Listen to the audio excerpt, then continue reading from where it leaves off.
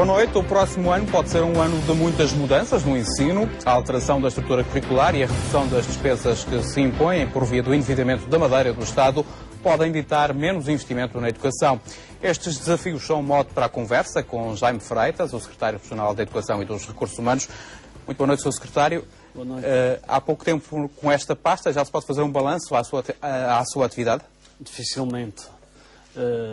É uma pasta muito exigente, uma secretaria que abrange muitas áreas, tutela muitos setores e, neste momento, dificilmente se poderá fazer um balanço, a não ser que há projetos, há vontade de superar os problemas e, portanto, esse é o único balanço que se pode fazer. Que projetos é que são esses que já têm em carteira? São projetos de pôr em funcionamento algumas ideias, mas sempre com a preocupação de saber identificar, em primeiro lugar, aquilo que funcionava bem. E são muitas coisas.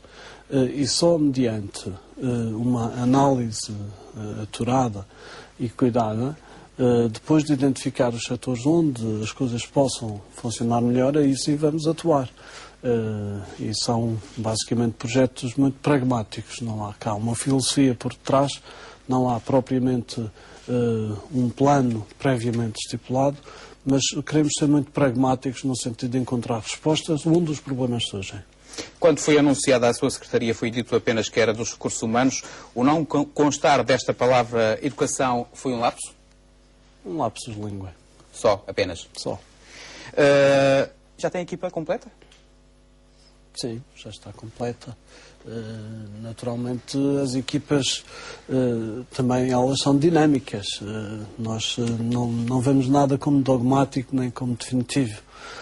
Mas, neste momento, julgo que me rodeei de uma excelente equipa, de pessoas muito dinâmicas, pessoas muito capazes e que todos juntos e em cooperação vamos ser capazes de, efetivamente, pôr em prática um plano de ação que temos pensado. A Troika recomenda a redução de 15% dos cargos de dirigentes. Essa redução já foi feita na Secretaria da Educação e dos Recursos Humanos? Sim, claramente. Já está tudo pronto, então, para avançar em termos de ação governativa na sua Secretaria? Mais reduções não vai haver? Não, já foi anunciada uma estrutura. Como sabe, há alguns serviços cujas direções, cujos organismos de cúpula foram extintos, dando lugar à fusão desses serviços noutros. É o caso da Direção Regional de Educação Especial, que passa agora a ser tutelada pela Direção Regional de Educação. Há situações que foram adaptadas. Quisemos, por exemplo, dar uma especial relevância ao setor da juventude e damos essa relevância, chamando a nós, ao próprio gabinete do secretário, a responsabilidade pelas políticas da juventude. Achamos que a juventude tem que ter um futuro, temos que ter aqui uma palavra de esperança relativamente aos jovens. Queremos que os jovens sintam que nós estamos preocupados com a sua inserção na vida ativa, com a escolha dos seus projetos para o futuro, com a superação dos problemas que têm quando têm que, por exemplo, ingressar numa universidade no continente ou no estrangeiro, como muitos jovens como está a acontecer com muitos jovens. E que também sabemos que depois de concluir os estudos há o problema do regresso, a reintegração, a integração no mercado de trabalho. E tudo isso são preocupações que nos têm conduzido de uma forma muito especial a criar esta dinâmica no que diz respeito à juventude, por forma que, de facto, as pessoas, os jovens, se sintam apoiados, motivados a ir estudar, a voltar, a desenhar o seu percurso de vida, a desenhar os seus projetos de vida, sabendo que não estão sós, fazem parte de uma comunidade, são úteis, nós queremos que eles cá fiquem, eles são muito importantes para o nosso futuro. Ao chamar assim o dossiê Juventude, já está a pensar em políticas concretas para a juventude, nomeadamente no mercado de trabalho? Eu acho que a primeira política concreta é exatamente aquela noção do pragmatismo. É identificar problemas, procurar superar esses problemas, mostrar que estamos presentes, conhecemos os problemas, estamos ao lado dos jovens para os apoiar. Naquilo em que for possível fazer todos os dias. A extinção da Direção Regional de Educação Especial foi apenas decidida por apenas critérios economicistas? Não, eu entendo que é preciso integrar-se com quem integra. Uma das missões mais difíceis e um dos objetivos mais almejados da educação especial é precisamente procurar atingir a inclusão. Fazer com que as pessoas especiais, os alunos com necessidades especiais, possam ficar incluídos. Não apenas integrados, mas incluídos. Ora, isto pressupõe todo um trabalho que é fundamental para que toda a sociedade possa aceitar a pessoa com diferença, para que os alunos, os colegas, as turmas, os professores estejam preparados. Não faz sentido que a equipa de pessoas que tem por especial incumbência promover esta inclusão viva, digamos que, segregada numa direção regional especial, separada, que funciona como que à parte da restante educação. Só há uma educação e todos os alunos, todas as crianças têm direito a uma atenção especial. Isso quer dizer que a Direção Regional de Educação Especial esteve à parte nestes anos todos? É isso que quer dizer? Não, quer dizer que houve uma fase da nossa história em que foi muito importante chamar a atenção da sociedade para o problema da pessoa com diferença. E enquanto esta mensagem não passou para a sociedade, tornou-se imperioso lançar mão de mecanismos que pusessem em evidência este problema, que pusessem em evidência a necessidade de atingirmos este objetivo. Desde campanhas publicitárias, desde difusão da mensagem, até a criação de estruturas especiais que dessem exatamente essa relevância. Ora, nós entendemos que, nesta fase, chegou a altura de passar uma outra mensagem, que é a tal mensagem de que é necessário integrar-se com quem integra. E passar também a mensagem que a nossa sociedade não pode ser constituída e construída à imagem e semelhança do Estado. Nós não podemos pensar que tudo começa e acaba no Estado. Pelo contrário, o Estado é um instrumento para as pessoas. São as pessoas que vivem o problema, são as pessoas que têm nas mãos o problema e que têm nas mãos a solução. O Estado pode e deve, na minha perspectiva, apenas garantir mecanismos que viabilizem as soluções que as pessoas têm. E, portanto, isto quer dizer que é preciso chamar a esta problemática não só as estruturas existentes na governação, mas também as estruturas que são representativas da sociedade civil, as associações, as famílias, as empresas que no âmbito da sua função social tanto têm feito nesta matéria. Já percebemos a sua ideia, Sr. Secretário? E o mote aqui, bastante bonito, penso eu, é integrar-se com quem integra. O Sr. Secretário chega ao Governo numa legislatura que com certeza será marcada pela austeridade. Está preocupado com a falta de dinheiro que possa eventualmente ter para dirigir a sua Secretaria? Quem não está. Mas eu também acredito que há bons gestores e há maus gestores. E os bons gestores e os maus gestores distinguem-se não pela abundância ou não abundância de dinheiro. Em tempos de crise, como em tempos de vacas gordas, digamos assim, haverão sempre bons e maus gestores. E nós o que nos temos que preocupar neste momento é em promover as boas práticas de gestão. Esse é um objetivo fundamental. Uma pergunta que muitos funcionários fazem, e a reboque também do que tem sido dito ultimamente, tem sido se vai haver dinheiro para pagar os salários em janeiro. Seguramente que essa é uma matéria que tem vindo a ser tratada e tratada pelo Sr. Presidente do Governo Regional e pelo Sr. Secretário Regional do Plano e Finanças no âmbito da negociação com o Governo da República a propósito do programa de reajustamento financeiro. Até agora estamos em condições de pensar que tudo vai correr normalmente no que diz respeito ao funcionamento das estruturas do Estado e, portanto, da região autónoma da Madeira e, portanto, incluindo também os vencimentos e os salários das pessoas. Pensamos que isso só depois do programa de reajustamento definitivamente firmado é que pode podemos afirmar com toda a propriedade, mas não se põe em causa neste momento qualquer perspectiva de não acontecer ou de não termos meios para correr às necessidades. Os professores declaram o pagamento de retroativos na sequência dos acertos das carreiras feitos em 2010.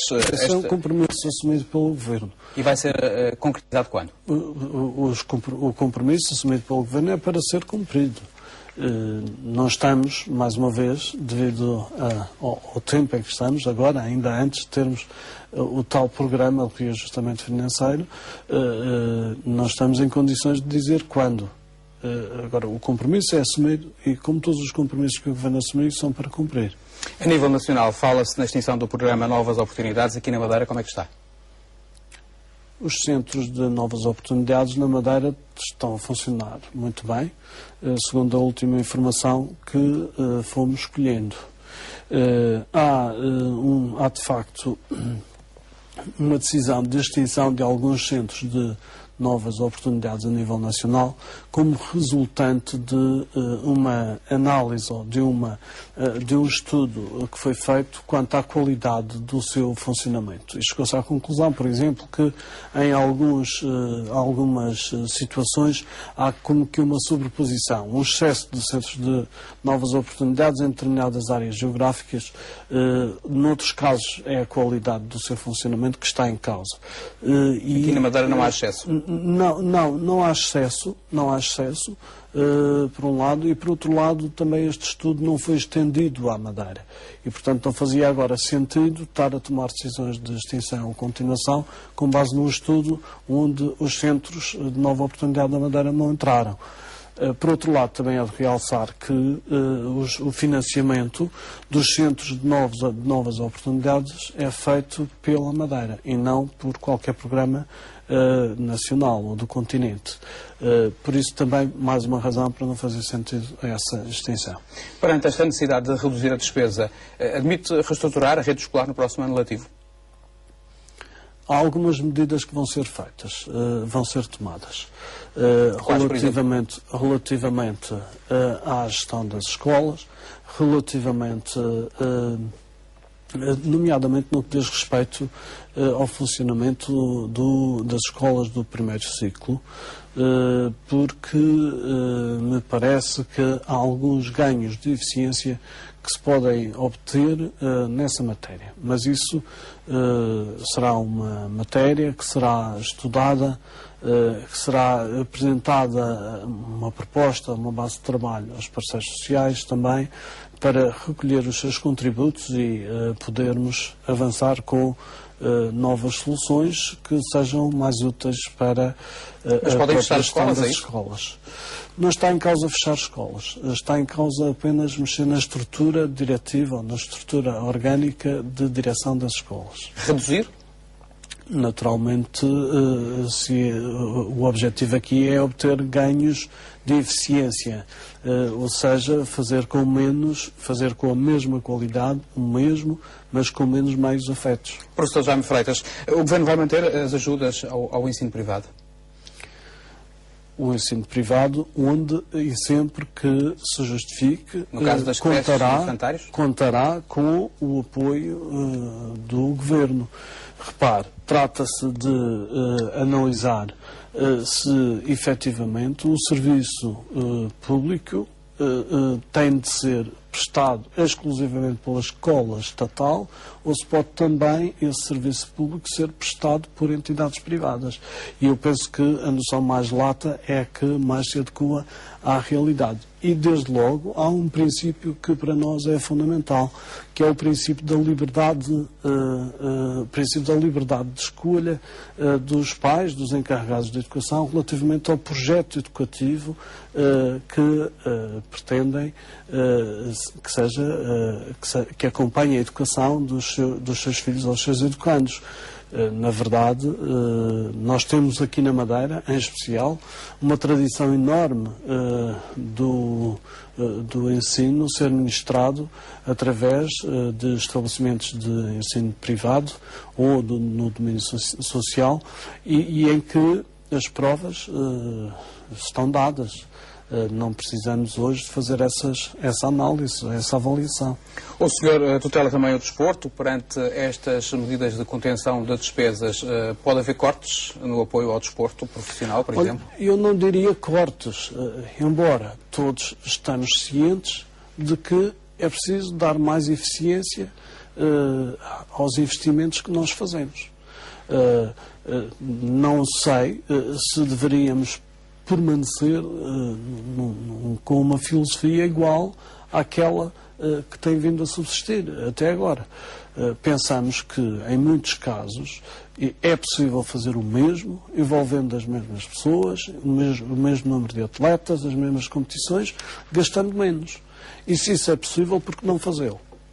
Em que casos é possível fazer essa são casos que estão a ser estudados e que vão ser objeto, muito breve, já no início do mês de janeiro, vão ser objeto de propostas de regulamentação. Nós vamos naturalmente ouvir as associações representativas dos clubes, mas que levarão, obviamente, à necessidade de se racionalizar os custos, racionalizar o número de participações que temos nas diversas competições, racionalizar... Temos que compreender uma coisa. Nas modalidades amadoras, é isso? As políticas desportivas do Governo Regional têm que privilegiar aquilo que é fundamental em face do todo. Nós entendemos que há aspectos que são absolutamente fundamentais. A formação dos jovens pelo desporto não pode ser posta em causa, por um lado. Mas, por outro lado, se tivermos que prescindir de algum apoio e tivermos que escolher, por exemplo, entre a ação social escolar, em que muitas vezes estamos a dar de comer e a criar condições para que as crianças possam frequentar a escola, e prescindir de algum apoio no âmbito do desporto, claramente nós vamos beneficiar os meios para que as crianças e os jovens possam frequentar a escola em condições. O apoio ao desporto profissional e ao futebol profissional é para manter? Nós também julgamos que os madeirenses são cidadãos portugueses de corpo inteiro e têm direito, tal como todos os outros portugueses, a aceder e a poder assistir e acompanhar desportos, espetáculos desportivos do mais alto nível. Entendemos, para mais, que muitas vezes o apoio ao desporto, particularmente ao futebol profissional, é muito usado de uma forma demagógica.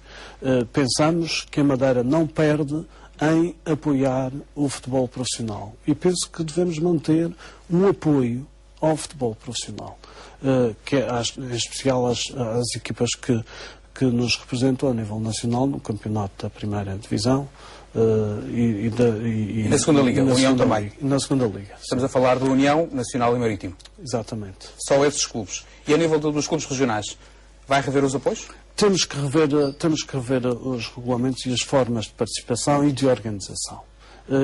Aí, nessa matéria, eu penso que há muito para trabalharmos, há muito espaço para podermos, de facto, criar situações que permitam, simultaneamente, que todos os atletas e clubes possam participar em competições interessantes, aliciantes, que permitam que os atletas madeirenses possam ingressar nessas equipas e que, simultaneamente, possam fazer isso com um menor dispêndio de verbas.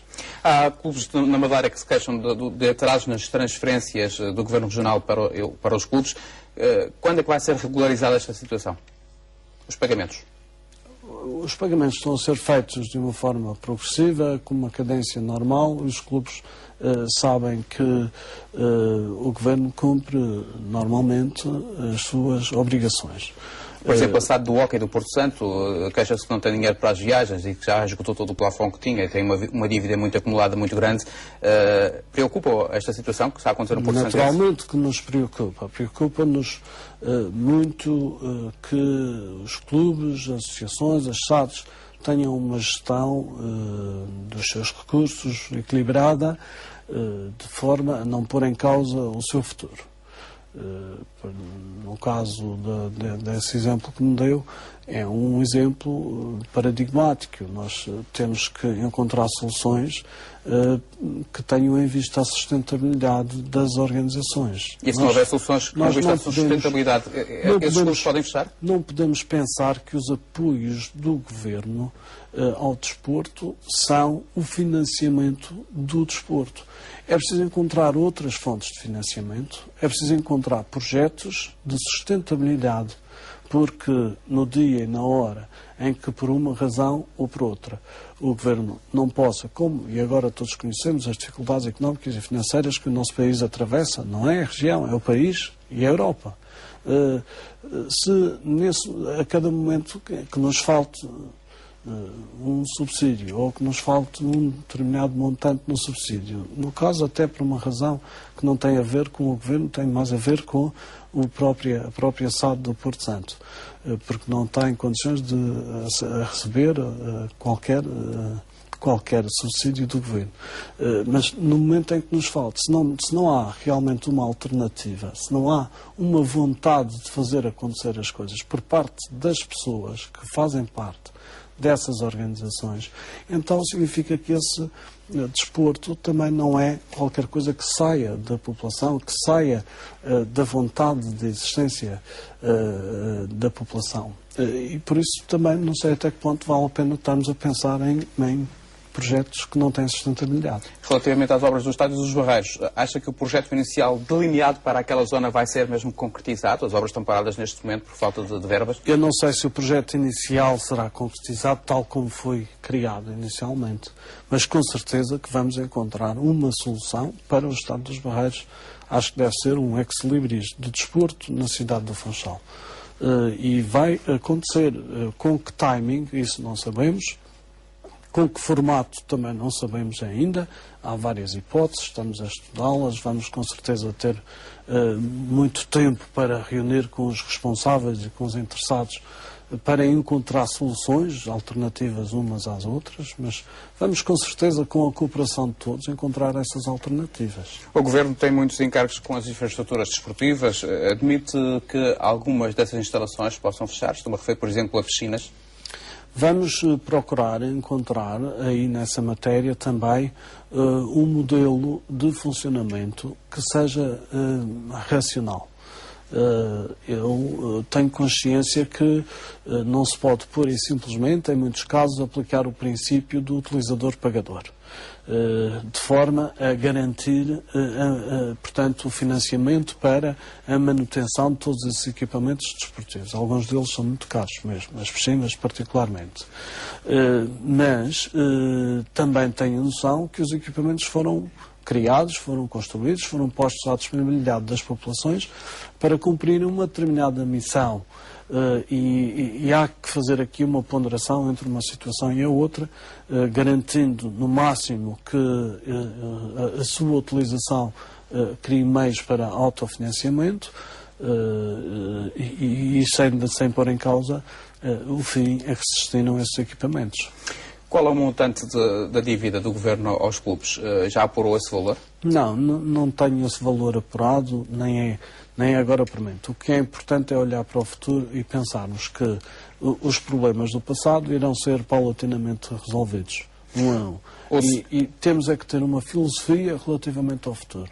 Sr. Secretário, falamos agora especificamente dos professores e da área da educação, concentrando mais no aspecto do ensino. No dia 10 de janeiro, o Ministro da Educação vai explicar na Assembleia da República a proposta de base da revisão da estrutura curricular.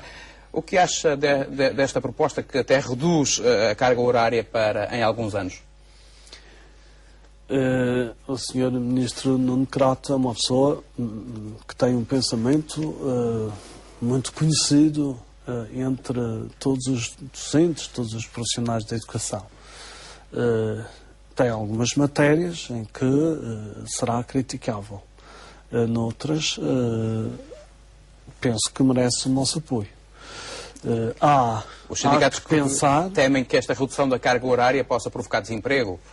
Essa também é uma preocupação sua? É uma preocupação minha, absolutamente.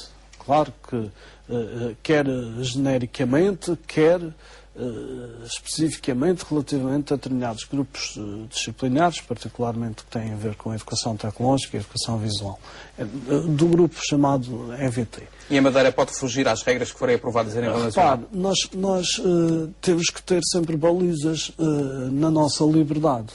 E essas balizas têm a ver com a necessidade de haver alguma comunicabilidade entre o sistema regional e o sistema nacional. Quer ao nível dos professores, do lado dos docentes, quer ao nível dos alunos. Um aluno que estude na Madeira tem que ter a possibilidade de, a qualquer momento, continuar os seus estudos numa escola do continente. E, por isso, a estrutura central do currículo, salvaguardar que seja uma componente regional do currículo, mas a estrutura central tem que ser de tal ordem que lhe permita, de facto, esta permeabilidade. Caso contrário, estaremos a pôr em causa a validade dos estudos, a validade da educação, a qualidade da educação que é ministrada aos nossos alunos. E até numa perspectiva de continuidade para o ensino superior. Temos que ter essa consciência. Isso quer dizer que o nosso sistema não pode ser mais autónomo? Sem pôr em causa a unidade nacional? Tem que ter uma margem de autonomia, tem que ter uma margem de autonomia para respeitar, para poder nele incluir todo um conjunto de valores culturais que nos foram transmitidos dos nossos avós, dos nossos pais, que têm a ver com a nossa realidade geográfica, a nossa realidade de Ilhéus, a nossa realidade que ao longo da história foram contribuindo para que construíssemos a nossa própria cultura, o nosso modo próprio de ser. Por exemplo, termos uma disciplina própria, como a História da Madeira, por exemplo? Eu não sei se será pela via da disciplina própria ou se pela via de inclusão de conteúdos nas disciplinas já existentes. Mas tem que haver aí uma parte em que as crianças e os jovens da Madeira não se sintam feridos na sua identidade. Tenham a oportunidade de conhecer melhor a sua identidade, conhecer o que é a sua história, a sua cultura, o meio onde vivem. Isto é absolutamente fundamental. Conhecer os seus poetas, conhecer os seus músicos. Nestas negociações com o Governo da República, o Governo Regional tem esgrimido ou lançado o argumento de que a dívida da Madeira é relativa quando comparado com os gastos que o Governo Regional já fez aqui na Madeira, desde a autonomia, com a saúde e com a educação. Vai exigir também ao Estado que comparticipe nas despesas de educação aqui na Madeira? Eu estou mais preocupado em gerir a Secretaria Regional de Educação e Recursos Humanos e descansado porque sei que essa frente de batalha está muitíssimo bem assegurada pelo meu colega, do Sr. Secretário Regional do Plano e Finanças, assim como pelo Sr. Presidente do Governo Regional da Madeira. No entanto, devo dizer que partilho em toda a linha das posições que o Sr. Presidente tem defendido. Há que distinguir o que são atribuições próprias da autonomia e o que são atribuições próprias do Estado enquanto poder central. E, na realidade, do ponto de vista constitucional, o que se observa é que a educação e a saúde são uma incumbência do Estado português. Não diz lá nem das autarquias, nem dos governos regionais, nem de quase qualquer outra instância do Estado português. Não, é do Estado português, do Governo Central.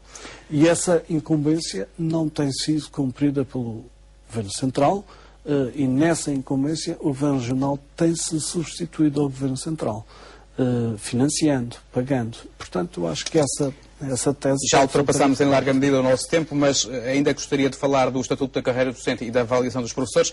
Quando é que vai ser revisto o Estatuto da Carreira Docente? São aspectos muito importantes. Pensamos também sobre essa matéria que temos algumas oportunidades de poder encontrar soluções adequadas. Como sabe, temos um pensamento muito claro sobre tanto uma como outra matéria.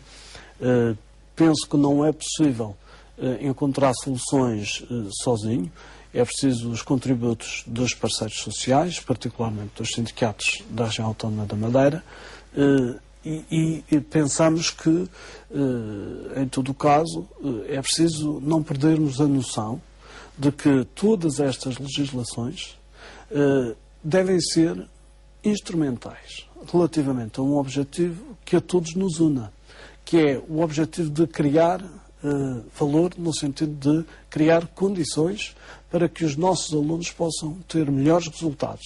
Para que, por um lado, nós, escola, organização, professores, possamos oferecer um melhor serviço de educação, um cada vez melhor serviço de educação aos nossos alunos, aos nossos encarregados de educação indiretamente. Quando é que espera negociar com os sindicatos? Penso que no mês de janeiro vamos iniciar esse processo. Até 2013, a progressão na carreira para os funcionários públicos está congelada. Isso mantém-se também para os professores que reivindicam este desbloqueio da progressão na carreira já há muito tempo. Acha que vai ser possível satisfazer este pedido? Essa é uma legislação nacional que se nos impõe, não é a nossa vontade. Por nossa vontade não teria havido qualquer bloqueio, que eu acho perfeitamente injustificável. O Sindicato dos Professores da Madeira pede que o desbloqueio na progressão da carreira para os professores que estejam em condições para aceder ao 6º escalão, pede que ele seja feito imediatamente. Esta pretensão também pode ser salvaguardada? Certamente. Quando? Já no próximo ano? Logo já na revisão do Estatuto da Carreira Docente? Perante as dificuldades económicas, admite-se que se possa vir a introduzir propinas no ensino obrigatório? Não. Acho que o ensino obrigatório, mais uma vez, é uma incumbência do Estado. E diz a nossa Constituição que a educação é um bem que deve ser disponibilizado aos portugueses em idade escolar, particularmente na idade da escolaridade obrigatória, de uma maneira tendencialmente gratuita. Ora, a introdução de uma propina não é, de forma nenhuma, uma tendência para a gratuitidade. Pelo contrário, é uma tendência para a onerosidade do serviço.